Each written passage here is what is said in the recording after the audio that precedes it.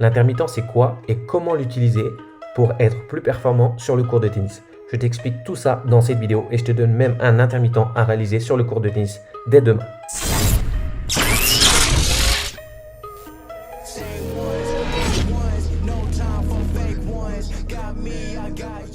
La méthode de travail intermittent est utilisée par les joueurs de haut niveau pour plusieurs raisons.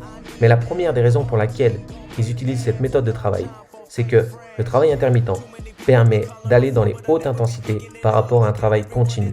La méthode de travail intermittent repose sur deux phases, une phase d'effort et une phase de récupération. La phase d'effort peut être plus ou moins longue en fonction de l'objectif recherché. Ces deux phases correspondent très bien à notre activité qui est le tennis. On alterne les phases d'effort et les phases de récupération. On alterne. Je joue un point phase d'effort, le point se termine jusqu'au point suivant, on est en phase de repos. C'est un jeu intermittent. C'est pourquoi il est intéressant d'utiliser l'intermittent pour progresser sur le court de tennis physiquement, musculairement et également sur le fait de tenir ta concentration avec des phases d'effort et des phases de récupération.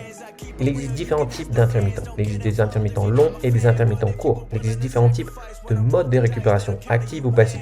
Je ne vais pas te détailler tous les types d'intermittents qu'il existe parce que la vidéo serait trop longue, mais si tu as des questions, n'hésite pas à me les poser dans les commentaires. Je vais te proposer une séance d'intermittent spéciale tennis. Tu vas pouvoir réaliser sur le court, sans matériel, une séance d'intermittent grâce à ce que je vais te proposer tout de suite. L'intermittent que je vais te proposer, c'est du 7-7 récup passif.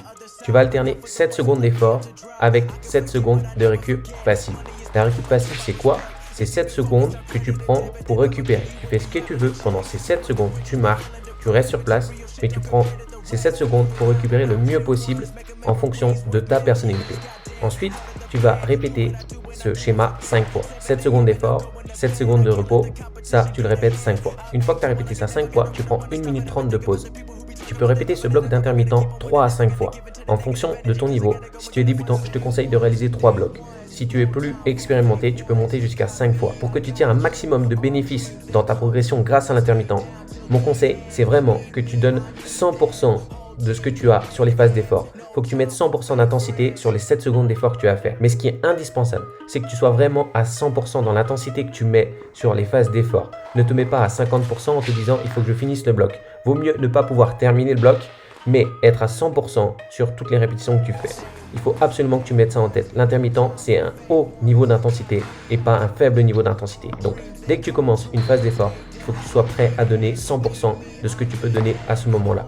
Je te dis bonne séance et je te vois dans la prochaine vidéo. Et n'oublie pas que le meilleur des coachs, c'est toi-même. Tu es ton propre coach, mon ami. Ciao.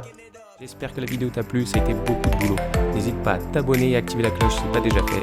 Sinon, tu peux voir ma dernière vidéo juste